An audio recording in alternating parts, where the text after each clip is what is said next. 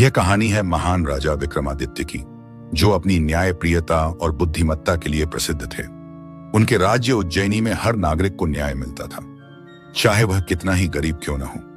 लेकिन एक दिन उनके दरबार में एक ऐसा अजीब मामला पेश हुआ जिसने सभी को चौंका दिया। आखिर क्या था वह रहस्य? किसने किया था यह अनहोनी? और कैसे राजा विक्रमादित्य ने अपनी चतुराई से इस रहस्य से पर्दा उठाया? जानने के लिए इस कहानी को अंत तक जरूर सुनिए। सालों पहले उज्जैनी के महान राजा विक्रमादित्य अपनी न्यायप्रियता और बुद्धिमत्ता के लिए प्रसिद्ध थे। उनके राज्य में हर नागरिक को न्याय मिलता था, चाहे वह कितना ही गरीब क्यों न हो। लेकिन एक दिन उनके दरबार में एक अजीब मामला आया जिसने सबको चौंका दिया। सुबह सुबह एक गरीब ब्राह्मण सत्यनारायण राजा विक्रमादित्य के दरबार में रोता हुआ पहुंचा। उसके साथ उसकी पत्नी गायत्री भी थी। सत्यनारायण ने राजा से विनती की, महाराज, हमारी बेटी सुधा को ठगनी कमला और उसकी बेटी रंजना ने धोखे से गायब कर दिया है। राजा विक्रमादित्य को यह सुनकर आश्चर्य हुआ। उन्होंने पूछा, कैसे हुआ यह सब? सत्यनारायण ने कहा, कमला पहले हमारे घर आती जाती थी। उसकी बेटी रंजना भी सुधा की अच्छी मित्र बन गई थी। एक दिन कमला ने हमारी बेटी को यह कहकर अपने साथ ले गई कि उसे कुछ जरूरी काम से बाजार तक ले जाना है, लेकिन वह उसे वापस नहीं लाई। जब हमने उसके घर जाकर पूछा तो उसने साफ इनकार कर दिया कि उसने सुधा को कहीं ले जाया है। राजा विक्रमादित्य ने अपनी बुद्धिमत्ता से इस मामले को सुलझाने की ठानी। उन्होंने अपने गुप्तचरों को कमला और रंजना पर नजर रखने के लिए भेजा। गुप्तचर वीरभद्र और चंद्रसेन ने पता लगाया कि कमला और उसकी बेटी रंजना बहुत ही चालाक ठग हैं। वे भोले भाले लोगों को अपने जाल में फंसाकर उनसे धन और कीमती वस्तुएं ठगती थीं। लेकिन यह पहली बार था कि उन्होंने किसी लड़की को गायब किया था।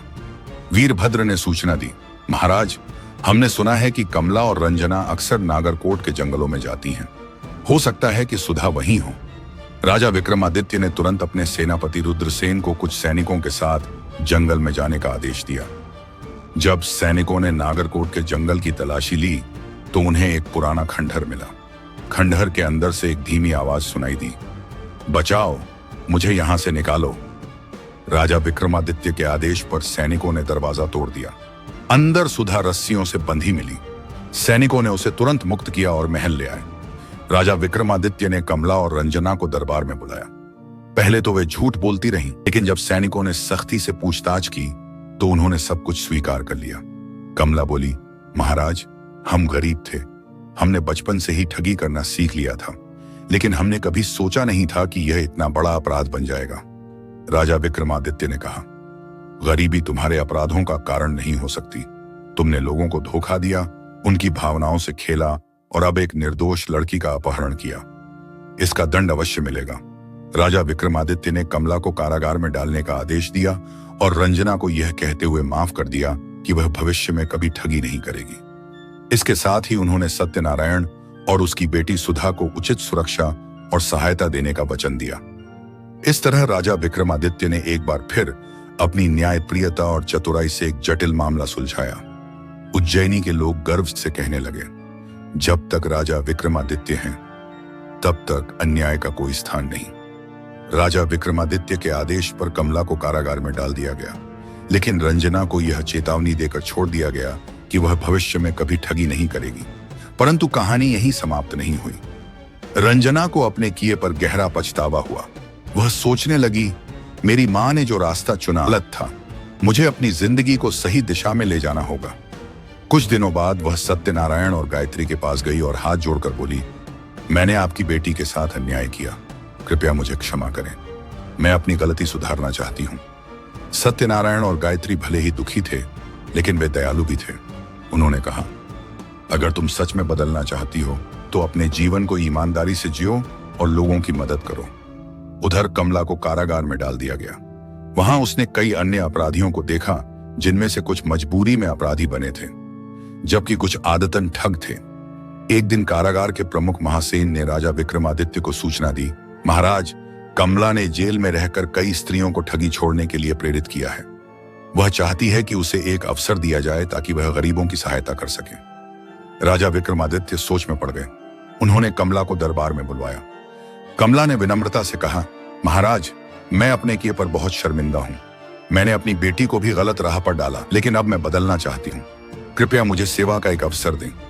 राजा विक्रमादित्य को लगा कि यदि कोई सच में पछता रहा है तो उसे सुधरने का मौका मिलना चाहिए। उन्होंने आदेश दिया, कमला को उज्जैनी के अनाथालय में सेवा का कार्य सौंपा जाए। यदि वह वहां अच्छा कार्य करती है तो उसकी सजा कम की जा सकती है। समय बीतता गया।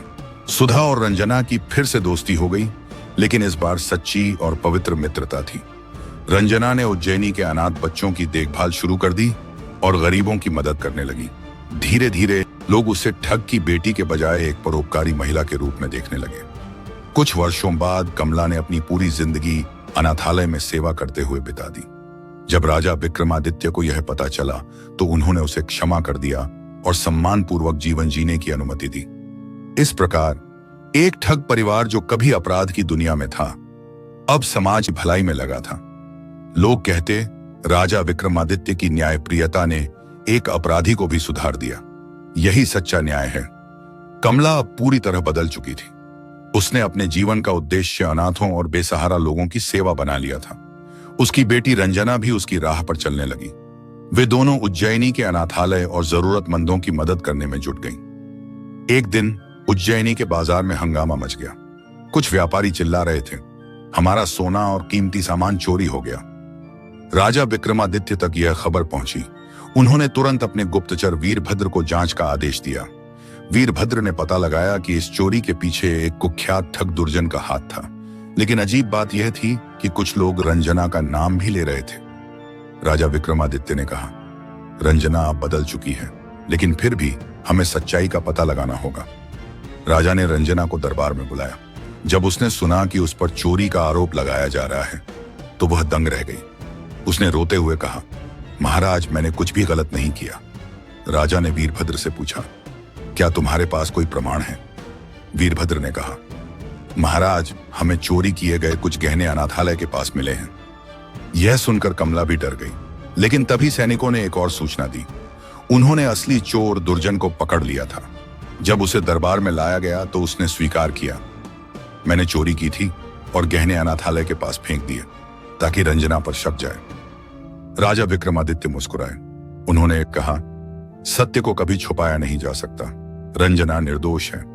रंजना का नाम साफ हो गया और राजा विक्रमादित्य ने उसकी ईमानदारी और समाज सेवा के लिए उसे सम्मानित किया। कमला की आंखों में आंसू थे। उसने राजा से कहा, महाराज, आपने हमें दूसरा अवसर देकर हमें सही राह पर ला दिया। अब मेरी आखिरी इच्छा है कि मैं अपने बाकी जीवन अनाथों की सेवा में बिताऊं।